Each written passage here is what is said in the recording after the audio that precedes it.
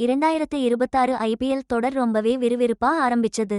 April 9, 2026 அன்னைக்கு பிரபல Eden gardens மைதானத்துல நடந்த போட்டியில Lucknow super giants, LSG, Kolkata night Riders, KKR ஒரு த்ரில்லிங்கான 3 விக்கெட் வித்தியாசத்துல ஜெயிச்சாங்க. கடைசி பந்து வரைக்கும் போன இந்த பரபரப்பான போட்டியில எல்எஸ்ஜியோட இளம் வீரர் முகில் சௌத்ரி ஒரு அசத்தலான கம்பே கொடுத்து அசத்திட்டாரு.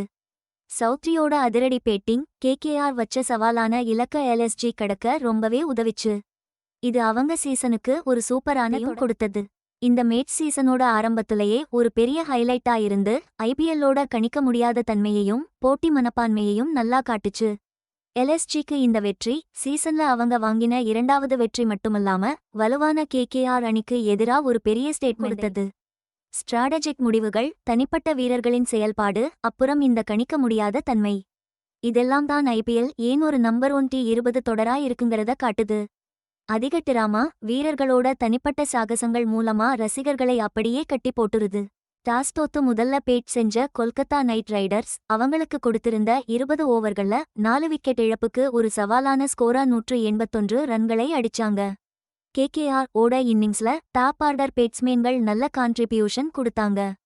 குறிப்பா அங்கிரிஷ் ரகுவன்ஷி 33 பால்ல சூப்பரா 45 ரன்கள் எடுத்து முன்னாடி நின்னாரு. அவருக்கு நல்ல சப்போர்ட்டா அஜிங்கியா ரஹானே இருந்தார். அவர் வெறும் 24 பந்துகள்ல 41 ரன்களை வெளுத்து வாங்கி நைட் ரைடர்ஸ்க்கு ஒரு ஸ்ட்ராங்கான அடித்தளத்தை போட்டுக் கொடுத்தார். மிடில் ஆர்டர்ல வெஸ்ட் இண்டீஸ் அதிரடி வீரர் ரோமன் பவல் ஒரு பெரிய பூஸ் கொடுத்தாரு. அவர் 24 பால்ல 39 ரன்கள் அடிச்சு நாட் அவுட்டா நின்னாரு. இது இன்னிங்ஸ்க்கு கடைசி நேரத்துல ஒரு முக்கியமான வேகத்தை கொடுத்தது. கேமரூன் கிரீன் கூட 24 பால்ல 32 ரன்கள் அடிச்சு நாட் அவுட்டா இருந்தாரு. ஆரம்பத்துல நல்ல வேகமா போயிட்டு இருந்த ஸ்கோர் மிடில் ஓவர்கள்ல கொஞ்சம் வேகம் குறைஞ்சது. குறிப்பா கிரீன் ஸ்பின் பவுலிங்குக்கு எதிரா கொஞ்சம் வேகம் எடுக்க டைம் எடுத்துக்கிட்டாரு. ஆனா கடைசி 5 ஓவர்கள்ல பவல், கிரீன் 2 பேரும் பயங்கரமா அடிச்சு 66 ரன்களை சேர்த்தாங்க.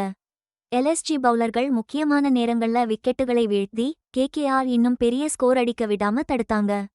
கேகேஆர் தரப்புல அனுகுல் ராய் தன்னோட ஸ்பெல்ல 2 முக்கியமான விக்கெட்டுகளை எடுத்தார். அடுத்து லக்னோ சூப்பர் ஜெயண்ட்ஸ் அவங்களோட ரன் சேஸை ஆரம்பிச்சாங்க.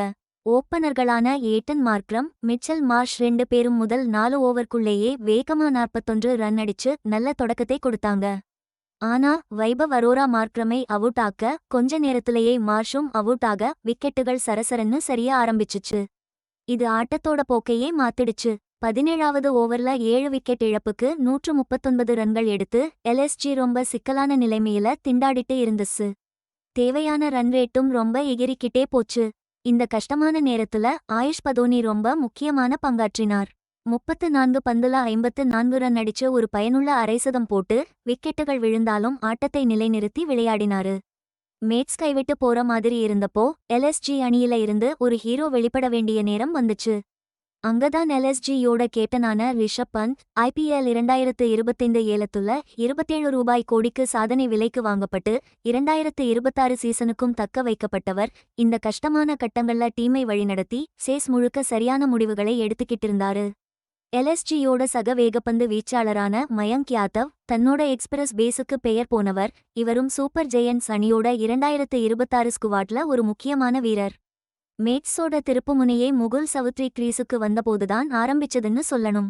ஆரம்பத்துல முதல் 8 பந்துல வெறும் 2 ரன் எடுத்து கொஞ்சம் திணறினாலும் அப்புறம் சடசட்னு ரன் அடிக்க ஆரம்பிச்சு வேகமா விளையாட ஆரம்பிச்சார். அடுத்த 19 பந்துல 52 ரன் அடிச்சு வெளுத்து வாங்கிட்டாரு. கடைசில 27 பந்துல அவுட் ஆகாம 54 ரன் அடிச்சு அசத்திட்டாரு. மேட்சை வின் பண்ண வச்ச இந்த இன்னிங்ஸ்ல 7 சிக்ஸர் 2 பவுண்டரின்னு ஒரு அதிரடியான ஆட்டத்தை வெளிப்படுத்தினாரு. எவ்வளவு பிரஷர் இருந்தாலும் சிக்ஸர், பவுண்டரிகள் அடிச்சு ஸ்கோர் பண்ற அவருடைய பவர் ஹிட்டிங் திறமையை நிரூபிச்சாரு. சவுத்ரி ஒரு அன்கேப் பிளேயர். ஐபிஎல் 2026 ஏலத்துல லக்னோ சூப்பர் ஜெயண்ட்ஸ் டீம் 2,60,00,000க்கு இவரை எடுத்திருந்தாங்க. இப்ப அவங்க எடுத்த அந்த முடிவு ஒரு மாஸ்டர் ஸ்ட்ரோக்கா மாறிடுச்சுன்னு சொல்லணும். 8வது விக்கெட்டுக்கு ஆவேஷ் கான் கூட சேர்ந்து ஒரு முக்கியமான 54 ரன் பார்ட்னர்ஷிப் அமைச்சாரு.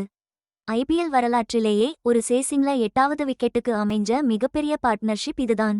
கடைசி 12 பந்துல 30 ரன் தேவைப்பட்டு தோல்வியோட விளிம்புல இருந்த எல்எஸ்ஜி இந்த பார்ட்னர்ஷிப் மட்டும்தான் மீட்டதுன்னே சொல்லலாம். கேமரூன் கிரீன் ஓவர்ல சவுத்ரி 2 சிக்ஸர், ஒரு பவுண்டரி அடிச்சு கடைசி ஓவர்ல 14 ரன் மட்டும் எடுத்தா போதுங்கிற நிலைக்கு கொண்டு வந்தாரு. வைபவ் அரோரா போட்ட கடைசி ஓவர் படுபயங்கர பரபரப்பா இருந்துச்சு. முதல் பால்ல ஆவேஷ் கான் ஒரு ரன் எடுக்க, இரண்டாவது பாலை எதிர்கொண்ட முகில் சௌத்ரி அதை சிக்ஸருக்கு பறக்கவிட்டு ரன் வித்தியாசத்தை இன்னும் குறைச்சார். அடுத்த 2 பந்துகளும் தாட்பாலாக எல்எஸ்ஜிக்கு கடைசி 2 பால்ல 7 ரன் தேவைப்பட்டுச்சு. எந்தவித அழுத்தமும் இல்லாம சௌத்ரி 5வது பால்ல ஒரு நம்ப முடியாத சிக்ஸர் அடிச்சு கிட்டத்தட்ட வெற்றியை உறுதி செஞ்சிட்டார். கடைசி பால்ல ஒரு பை ரன் வர எல்எஸ்ஜி 3 விக்கெட் வித்தியாசத்துல வெற்றியை தட்டி போச்சு. முகில் சௌத்ரிக்கு அவர் அடிச்ச அந்த அசத்தலான இன்னிங்ஸுக்காக சந்தேகமே இல்லாம மேன் ஆஃப் தி மேட்ச் விருது கொடுக்கப்பட்டுச்சு. கிட்டத்தட்ட தோக்க வேண்டிய மேட்ஸ ஒரு த்ரில்லர் வெற்றியா மாத்தி காட்டிட்டார். கொல்கத்தா அணிய பொறுத்தவரைக்கும் ரோமன் பவல் மாதிரி சில வீரர்கள் நல்லா விளையாடினாலும் 2 விக்கெட் எடுத்த அனுகுல் ராய் உட்பட பவுலர்கள் எவ்வளவோ முயற்சி செஞ்சாலும் எல்எஸ்ஜி யோட கடைசி நேர எழுச்சி அவங்களால தடுக்க முடியாததா போச்சு. இந்த மேட்ச் IPL 2026ல வேற லெவல் பரபரப்புக்கு ஒரு ஆரம்பமா அமைஞ்சிருக்கு. கடைசி பால்ல மேட்ச் முடியறதோட மவுசு இன்னமும் குறையலங்குறத இது காட்டுது. அதே சமயம் புதுசா வர்ற மேட்ச் வின்னர்ஸ்களோட திறமையையும் இது வெளிப்படுத்துது.